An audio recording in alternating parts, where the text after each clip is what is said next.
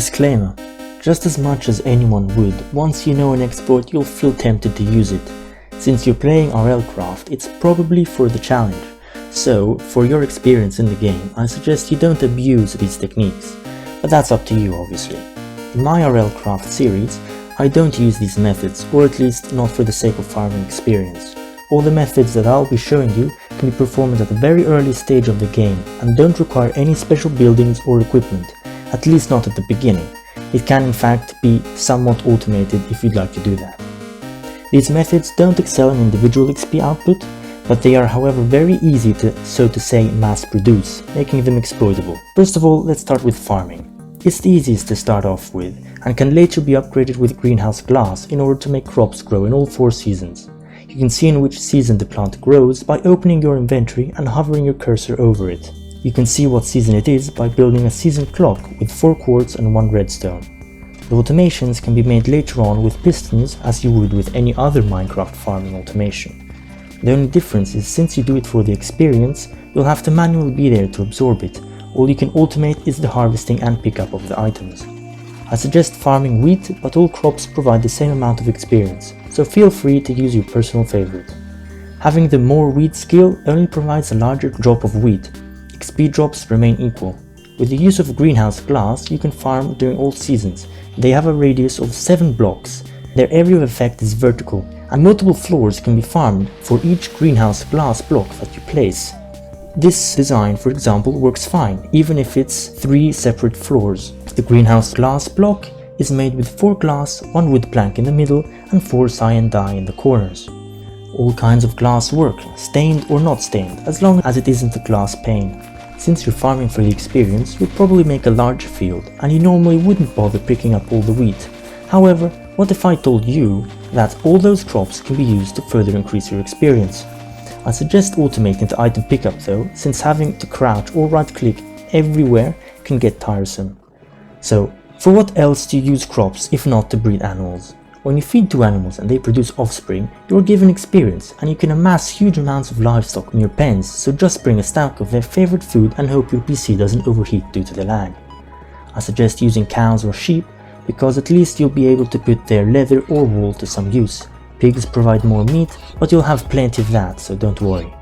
You'd also need carrots, which is inconvenient. Having reapers spawn can be used to your advantage. Animals have a chance to passively spawn a reaper if left in the dark. Same goes for breeding and killing them.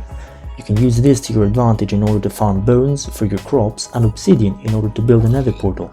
We'll have a use for that as well, I'll explain that later on. Just summon some monsters that are good against reapers. I suggest Aegis, but there might be better summons, so leave a comment if you know a good alternative. If you don't want reapers to spawn, just keep the area well lit. Important: keep in mind that this mod pack does its best not to let you farm experience from monsters, and after a while all the animals in my pens stopped spawning reapers, even if the area wasn't dark. And even when I killed the animals, no reaper spawned.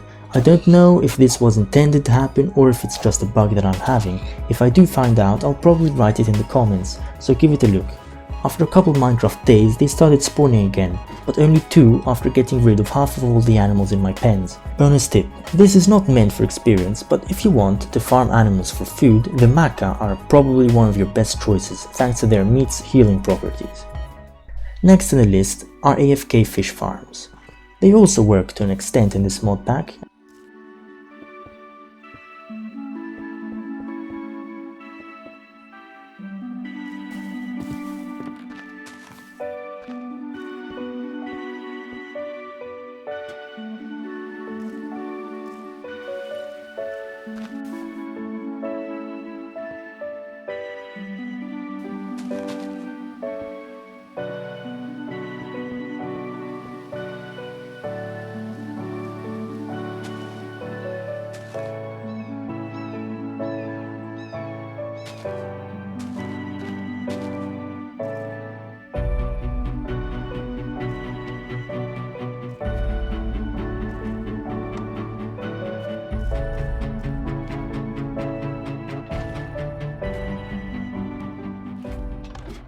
Aquatic creatures might occasionally spawn from the water block and obstruct your line of sight, or kill you.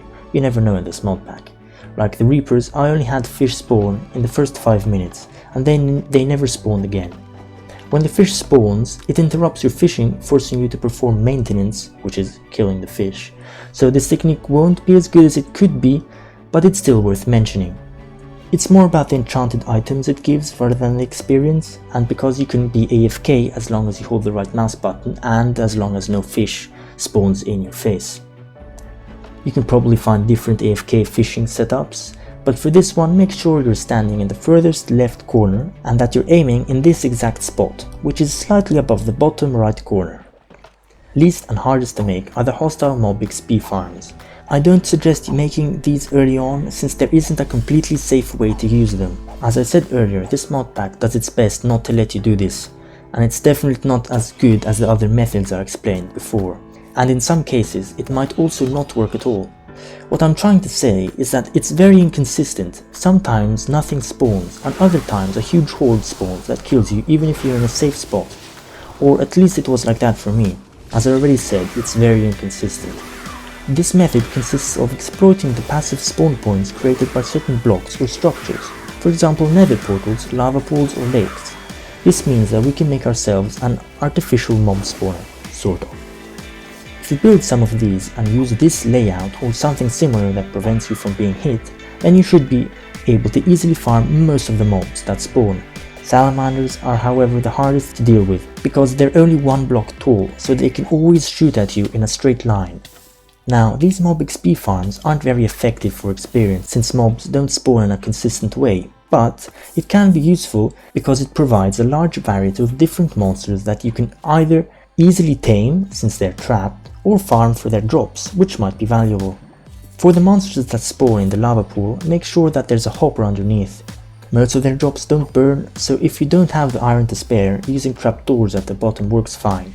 Make sure that you place the trapdoors at the lower half of the block. Certain mobs spawn due to the specific conditions, like for example a specific biome. Keep that in mind when choosing where to build your mob farm, or just build a lot of them, each in a different biome. It's all up to you. Altitude is an important factor, and I believe it's best to build said spawn platforms on ground level or underground. Compared to the other methods, the hostile mob XP farms have a lot of risks. They're harder to make and overall they're less cost effective, but it's more enjoyable since you're not necessarily grinding as you would with other farms. I can't say which one is the best due to their poor consistency, but I'll give you a brief summary of how they performed when I was testing them. The standard mob spawning platform is the safest compared to the other ones. It doesn't work if the spawning platform is in the sky, or at least I've never seen any results from it. I never had any mobs spawn there, so try making it on the ground level or underground like this. If it's on ground level, I didn't notice anything spawn if I had a roof on it, so keep it open. Make it 2 blocks deep or something if you don't want the mobs to walk out of it. In terms of mobs spawning, I had the most success with the lava pool since it has very short pauses between waves. I suggest leaving some headspace above the lava pool or only salamanders spawn. Unfortunately though, it's hard to get the dropped experience since most of the time it burns in the lava. You can make a perch somewhat like this if you want to try and snatch it in midair, but it's risky. The lake has been the least consistent to the point that at first I was convinced that it didn't work, but all of a sudden after around 3 or 5 hours of testing around, it started overflowing with mobs. I hadn't even made a so to speak base to farm from it, but a simple wall around the lake would work fine. Make sure you dig a deep lake. If it's only 1 or 2 blocks deep, large fish will probably not spawn. Last is a nether portal. It spawned some mobs at the beginning, but it sort of stopped for me after a while, so it's not that great. You need it to go to the nether though, so there's no harm in making a wall around it. I hope you found this video useful, and if you want, you can also check out my RLCraft series. Thanks for watching.